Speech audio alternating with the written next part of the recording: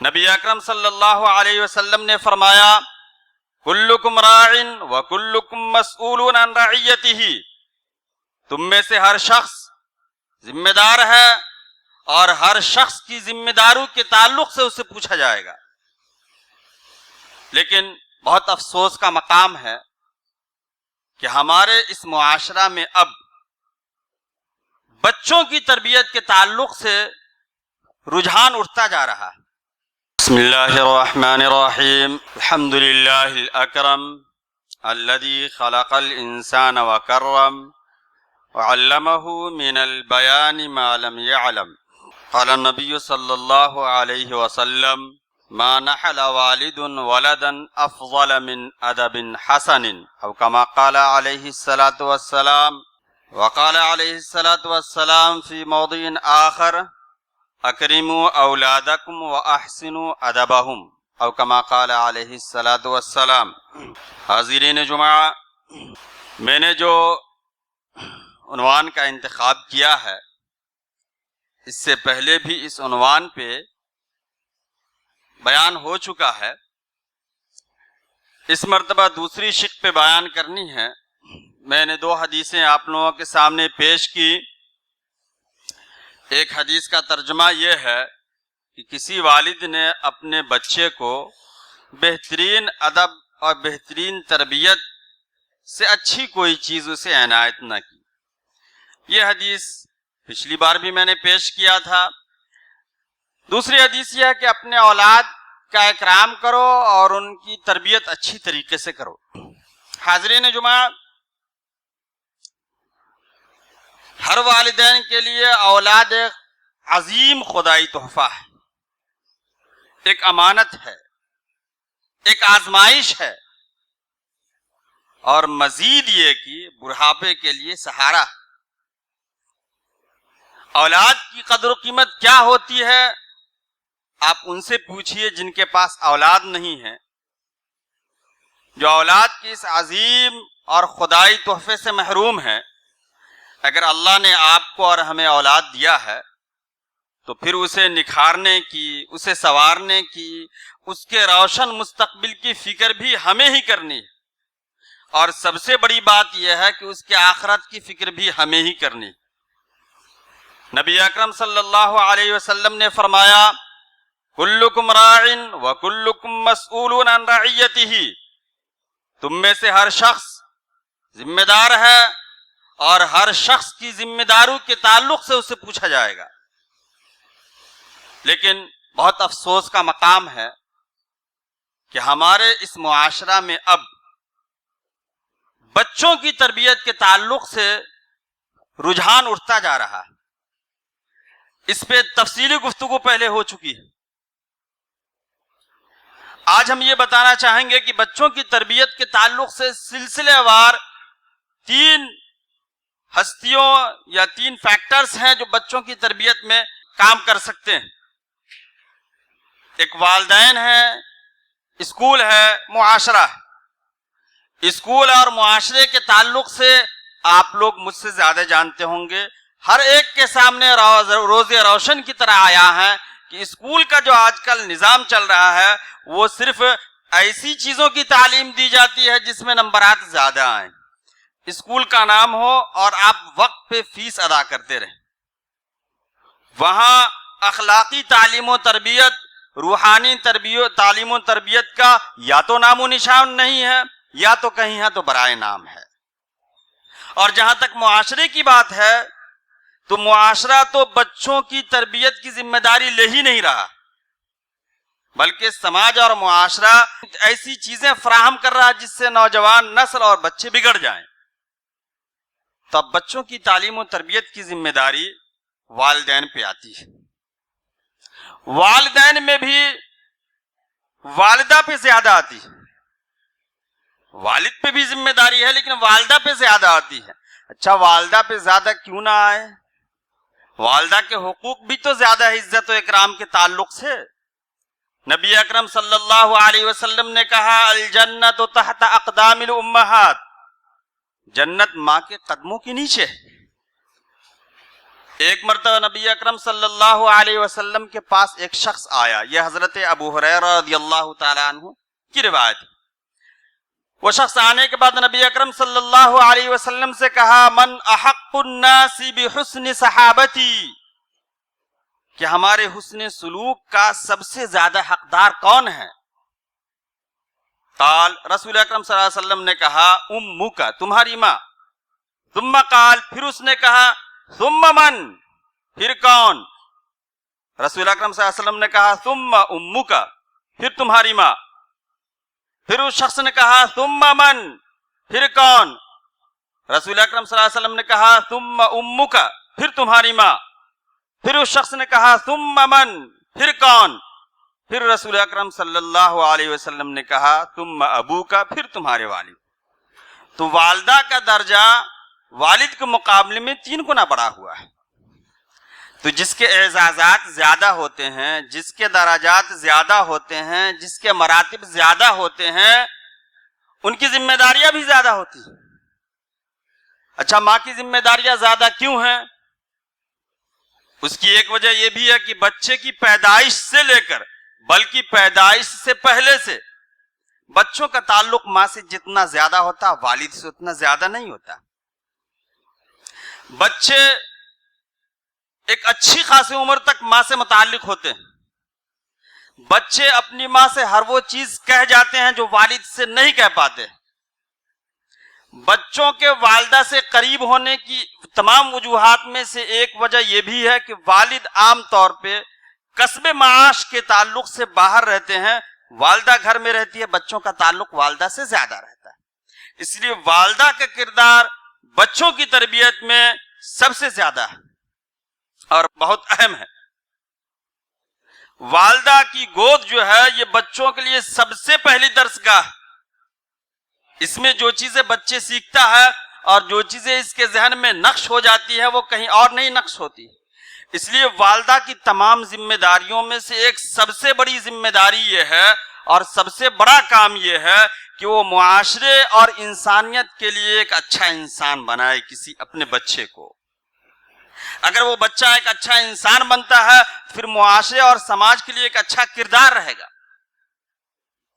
ماں کی اہمیت کا اندازہ اس سے بھی ہوتا ہے کہ عام طور سے اخلاق بچے ماں سے سیکھتے ہیں.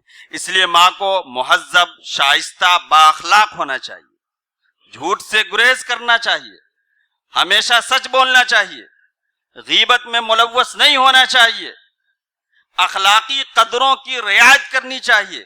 اس لیے کہ بچے تمام چیزیں ماں سے سیکھتے ہیں.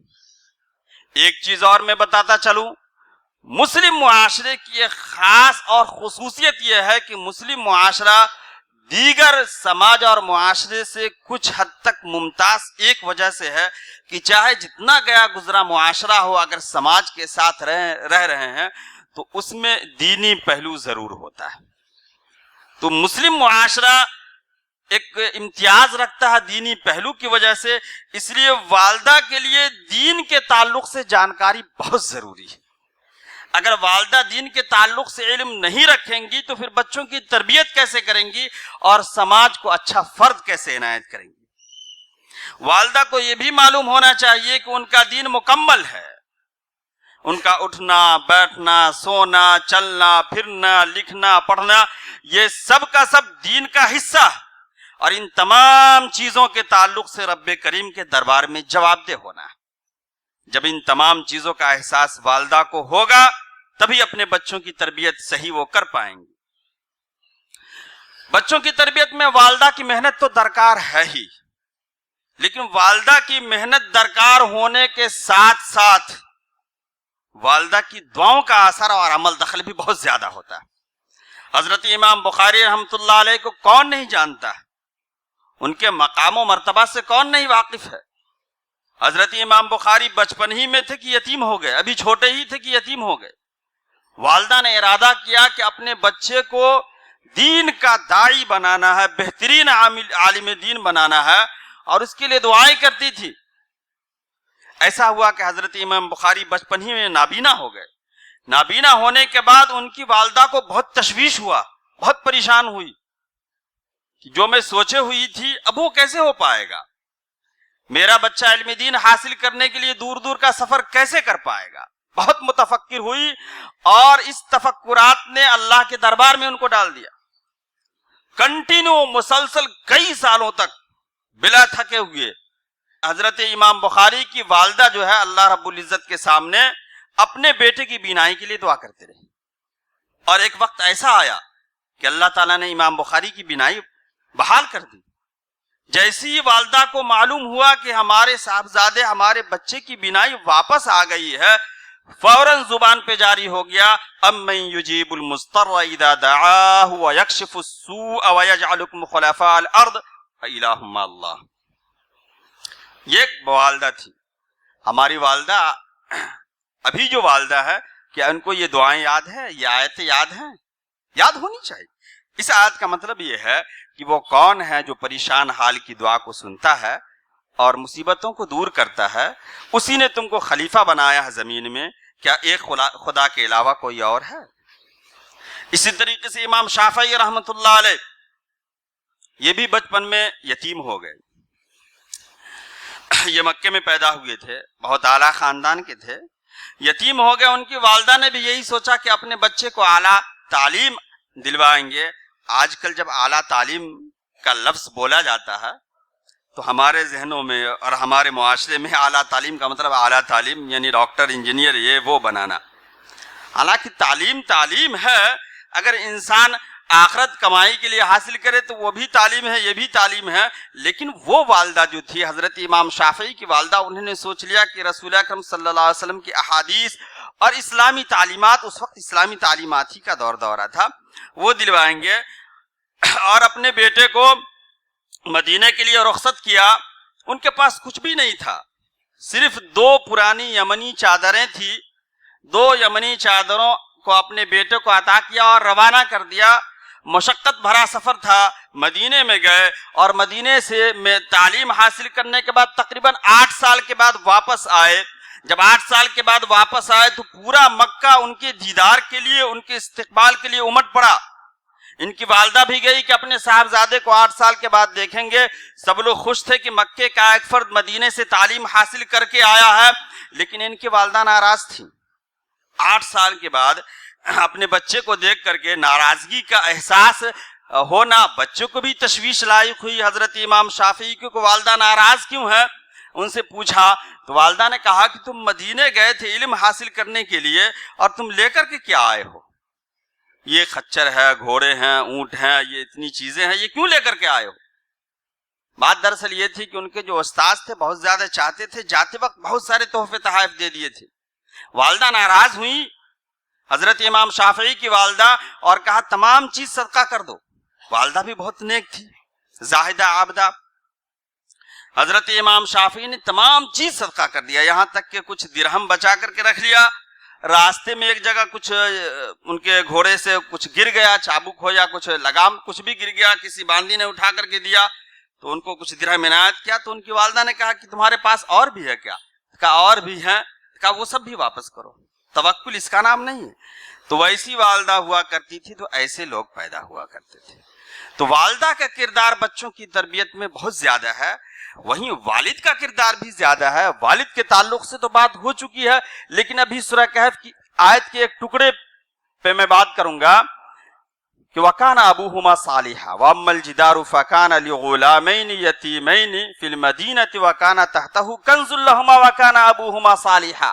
حضرت موسیٰ علیہ السلام اور حضرت خضر علیہ السلام کا واقعہ جو سورہ کہف میں بیان کیا گیا ہر ایک کو معلوم ہے.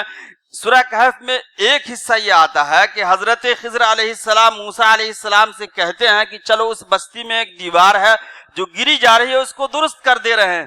تو حضرت موسیٰ علیہ السلام کہتے ہیں کہ بستی والوں نے ہماری ضیافت بھی نہیں کی بلکہ مانگنے پہ کھانا نہیں دیا اور ان کی دیوار سیدھی کرنے جا رہے ہیں.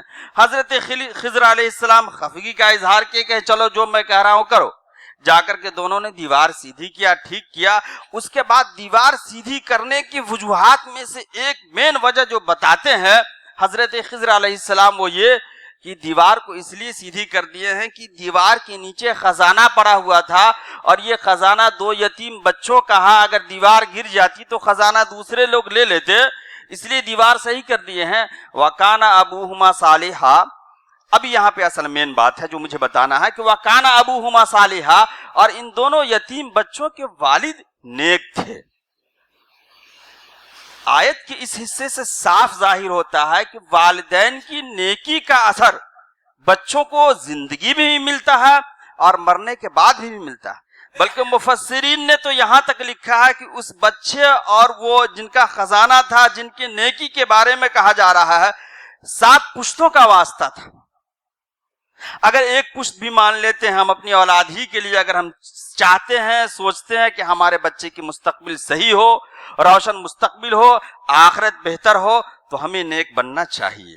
اگر ہم نیک نہیں بنیں گے تو پھر بچے نیک نہیں ہوں گے، اور اگر ہم نیک بنیں گے تو پھر ہماری نیکی کا اثر بچوں کو بھی ملے گا.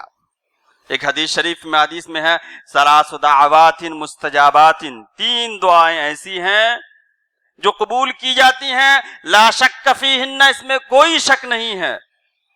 دعوت الوالد، والد کی دعا کو قبول کیا جاتا ہے. ودعوت المسافر، اور مسافر کی دعا کو قبول کیا جاتا ہے. ودعوت المظلوم، اور مظلوم کی دعوت کو قبول کیا جاتا ہے. تو ہمیں اپنے بچوں کی اگر روشن مستقبل اپنی زندگی میں یا زندگی کے بعد بھی دیکھنا چاہتے ہیں، اور ہر شخص چاہتا ہے کہ اس کی اولاد جو ہے اس کے مرنے کے بعد خوش و خرم رہے اور اچھی طریقے سے زندگی گزارے، برکت اور عافیت والی روزی ملے، تو ہمیں ویسی عمل کرنا چاہیے جو ان کے ہمارے مرنے کے بعد ان کو کام آئے. عبداللہ بن مسعود رضی اللہ تعالیٰ عنہ کے بارے میں آتا ہے کہ وہ تہجد کی نماز پڑھا کرتے تھے اور ان کا صاحبزادہ سویا رہتا تھا، تو وہ نماز پڑھتے تھے اور نماز اپنے ارادے سے زیادہ پڑھ لیا کرتے تھے اور کہا کرتے تھے بیٹے کی طرف مخاطب ہو کے، من اجلک یا بنی، کہ یہ رکعت کا اضافہ، یہ رکعت کی طوالت جو ہے، اے میرے بچے تمہاری وجہ سے، اگر آج میں نیک رہوں گا تو ہماری نیکی کا اثر تمہیں بعد میں ملے گا.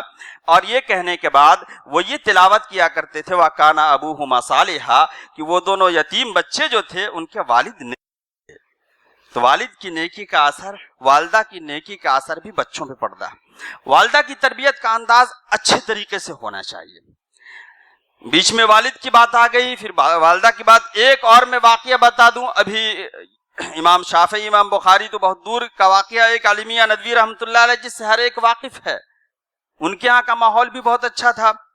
کتاب میں نے پڑھا کہ ان کے ہاں کا ماحول ایسا تھا کہ مائیں، بہنیں، خالائیں، پھوپھیاں سب کے سب حافظ قرآن تھی، اور ہفتے میں ایک بار بیٹھ کر کے سب مذاکرہ کیا کرتی تھی قرآن کے تعلق سے، احادیث کے تعلق سے. پھر نظمیں پڑھی جاتی تھی، نعتیں پڑھی جاتی تھی، اور اسلاف کے کارنامے بیان کیے جاتے تھے. تو ایسے اسلاف ہم لوگوں کو ملے. آج کل جو صورتحال ہے ہر ایک واقف ہے، اللہ تعالیٰ اس صورتحال کو تبدیل فرمائے.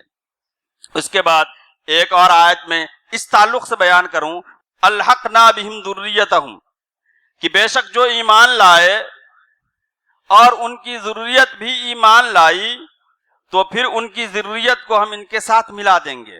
وما التناہم من عملہم من شیء، اور ان کے عمل میں سے کوئی کمی نہیں کریں گے. اس کا مطلب یہ ہے کہ قرآن کی اس آیت میں بتایا گیا ہے کہ جو شخص نیک رہا اور اپنی اولاد کو بھی نیک بنایا اور نیکی کی بنیاد پہ جنت میں جانے کا موقع مل گیا، لیکن اولاد کسی وجہ سے کم درجے کی نیک رہی، تو اللہ تعالیٰ ان کی اولاد کو جو ہے اپنے والد کے ساتھ ملا دے گا، اس درجے تک پہنچا دے گا. ہر ایک شخص چاہتا ہے کہ مرنے کے بعد بھی ہم جنت میں جائیں، ہماری اولاد بھی جنت میں جائے. تو ہم میں سے ہر ایک کو کوشش کرنی چاہیے کہ اولاد کی بھی تربیت صحیح کرے اور اپنے آپ کو بھی درست کرے. یہ باتیں تو کرنے کی تھی، چند باتیں ایسی ہیں جو نہیں بھی کرنا چاہیے بچوں کے تعلق سے. اس پہ بہت ساری باتیں پہلے آ چکی ہے، چند چیزوں کا میں ذکر کر دے رہا ہوں تاکہ بچوں کی تربیت میں اور ہمیں تعاون ملے. سب سے پہلی بات یہ ہے کہ بچوں کے مابین اگر ہمارے پاس ایک سے زائد بچے ہیں تو بچوں کے مابین کبھی بھی ایک بچے کی بار بار تعریف نہیں کرنی چاہیے.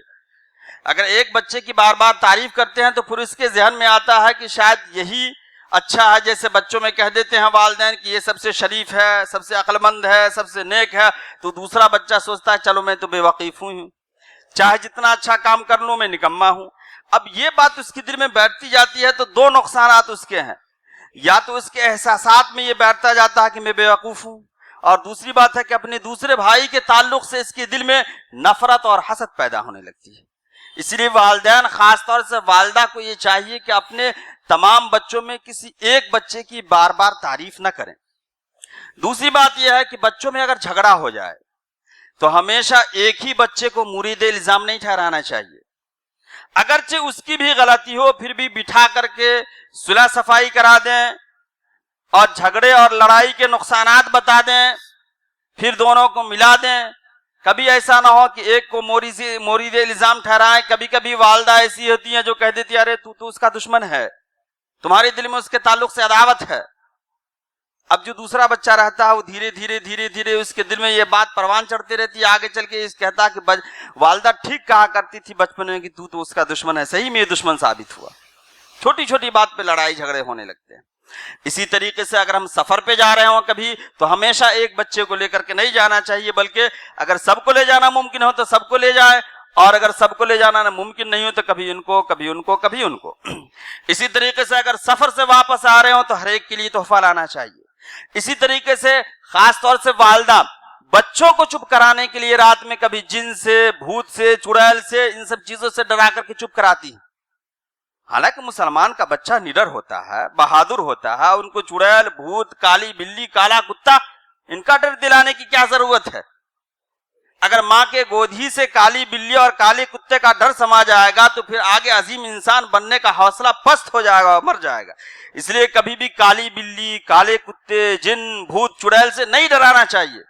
کبھی کبھی ایسا ہوتا ہے کہ لائٹ آف ہو جانے کی وجہ سے بچے ڈرتے ہیں، تو اس کا علاج ہمیں یہ کرنا چاہیے کہ لائٹ آ جائے تو پھر اب جان بوجھ کر کے آف کریں، اور آف کرنے کے بعد آن کر کے بتائیں کہ دیکھو کہیں کچھ نہیں ہے۔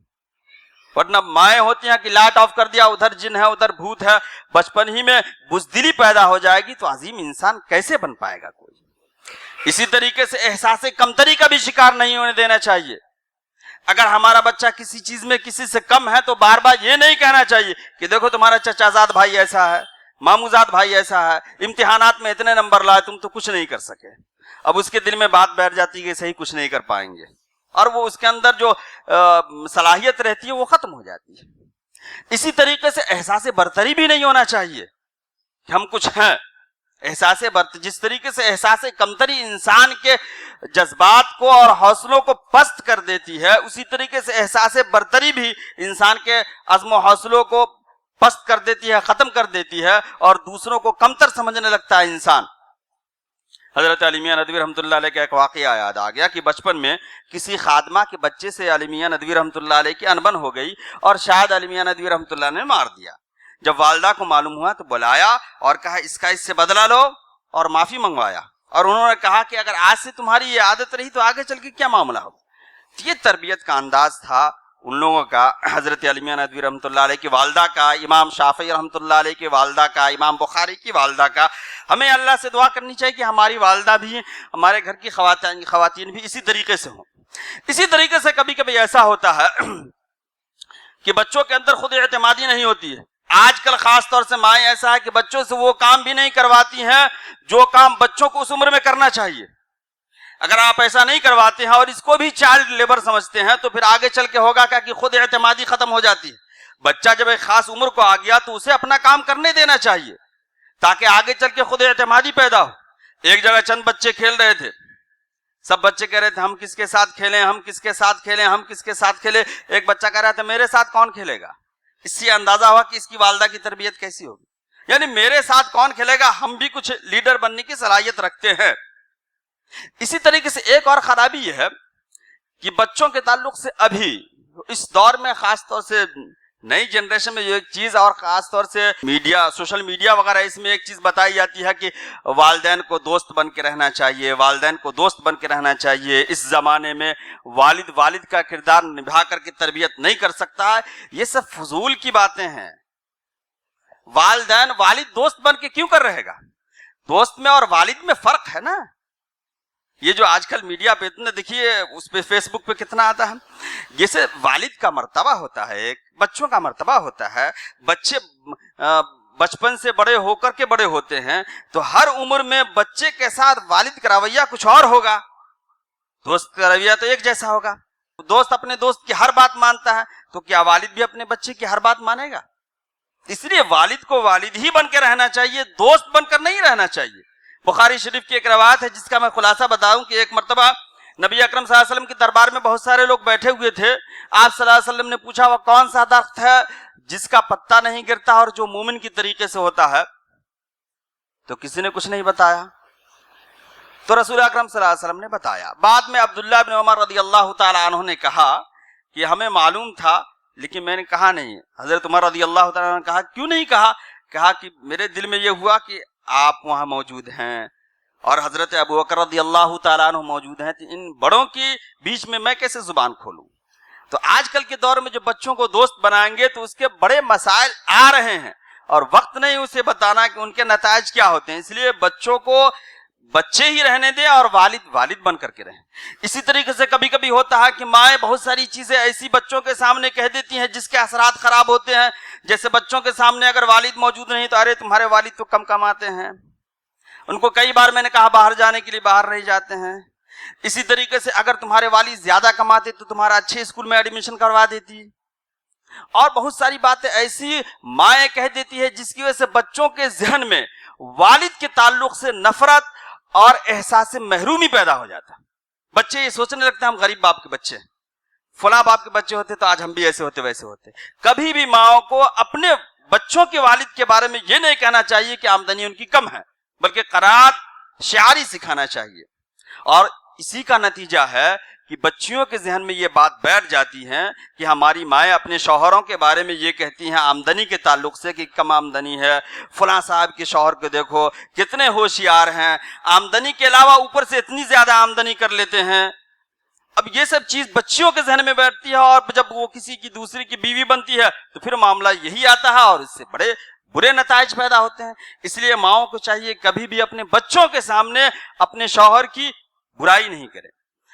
ایک بات اور میں بتاتا چلوں، وہ لاسٹ بات یہ ہے کہ مائیں کبھی کبھی جھنجھلاپن کا شکار ہو جاتی ہیں، اور خاص طور سے جاہل مائیں اس طریقے سے کرتی ہے، اللہ ہر ایک کو علم کی دولت سے نوازے، کہ بچوں کو بد دعا دے دیتی ہے۔ کبھی بھی بچوں کو چاہے جتنا بچہ پریشان کرے بد دعا نہیں کرنا چاہیے۔ بد دعا پتہ نہیں کب قبول ہو جائے، اور ماں کی بد دعا کہیں اگر زبان سے قبول ہو جائے تب کیا بات ہوگی۔ حدیث شریف میں آتا ہے کہ لا تدعوا علی انفسکم، اپنے لیے کبھی بد دعا نہ کرو، ولا تدعوا علی اولادکم، اور اپنی اولاد کے لیے کبھی بد دعا نہ کرو۔ لا یوافقوا ساعۃ من اللہ، کہیں ایسا نہ ہو کہ اللہ کے ساتھ وہ گھڑی جس میں تم دعا کر رہے ہو موافق ہو جائے، فَيُسْأَلُ عَطَاءً فَيَسْتَجِيبَ لَكُمْ، اور اس میں کوئی ایسی چیز مانگ لی جائے اور اللہ اس کو قبول کر دے۔ تو کبھی بھی چاہے جتنا پریشان کرے بچہ، والدہ کو یا والد کو اپنے بچوں کے لیے بد دعا نہیں کرنی چاہیے۔ یہ ہے کہ انسان کی فطرت ہے کہ بہت جلد وہ بد دعا کرنے لگتا ہے، اور اس فطرت کا اظہار اللہ تعالیٰ نے خود کیا ہے، وَيَدْعُ الْإِنسَانُ بِالشَّرِّ دُعَاءَهُ بِالْخَيْرِ وَكَانَ الْإِنسَانُ عَجُولًا، سورہ بنی اسرائیل میں ہے کہ انسان جو ہے وہ خیر کی دعائیں کم کرتا ہے اور شر کی دعائیں کرنے میں عجلت دکھاتا ہے، وَكَانَ الْإِنسَانُ عَجُولًا، اور انسان بہت زیادہ جلد باز ہے۔ اس لیے والدہ کو چاہیے کہ کبھی بھی اپنے بچوں کے لیے بد دعا نہ کرے۔ امام زمخشری، علامہ زمخشری جو کشاف کے لکھنے والے ہیں، عربی تفاسیر میں سب سے اچھی تفسیر مانی جاتی ہے، وہ اپنے بچپن کا واقعہ بیان کرتے ہیں۔ کسی نے ان سے پوچھ دیا تھا کہ آپ کی ٹانگ کیسے کٹ گئی، تو وہ بتاتے ہیں کہ ایک مرتبہ میں ایک پرندہ پکڑ کے لایا تھا، اس کے پر میں نے دھاگا باندھ دیا اور اسے کھیل رہا تھا کہ کسی سوراخ میں جا کر کے پرندہ گھس گیا، اور میں نے اس کو زور سے کھینچا کہ اس کے پر ٹوٹ گئے۔ میری والدہ آئی تھی، دیکھ کر کے ان کا دل پھٹ گیا اور ان کی زبان سے نکل گیا کہ اللہ بھی تیری ٹانگ توڑ دے۔ اور ایک ایسا وقت آیا کہ وہ سواری سے گرا اور ان کی ٹانگ ایسا فریکچر ہوا کہ وہ ٹانگ کامیاب نہیں ہو سکا، آخر میں ان کو ٹانگ کٹوانا پڑا۔ حالانکہ ماں جو اس وقت بد دعا دی ہوگی تو بد دعا کے انداز میں نہیں دی ہوگی، لیکن حدیث شریف ہے کہ کبھی بھی اپنی ماں اور باپ کو چاہیے کہ اپنے لیے اور اپنی اولاد کے لیے بد دعا نہ کرے۔ ہمیں اللہ تعالیٰ سے دعا کرنی چاہیے کہ اللہ تعالیٰ ہمیں بہتر والد بننے کی توفیق عنایت فرمائے، اور اچھی طریقے سے اپنے بچوں کی تربیت کرنے کی توفیق عنایت فرمائے۔ اللہ تعالیٰ ہمیں احادیث پر عمل کرنے کی توفیق عنایت فرمائے۔ وآخر دعوانا ان الحمد للہ رب العالمین۔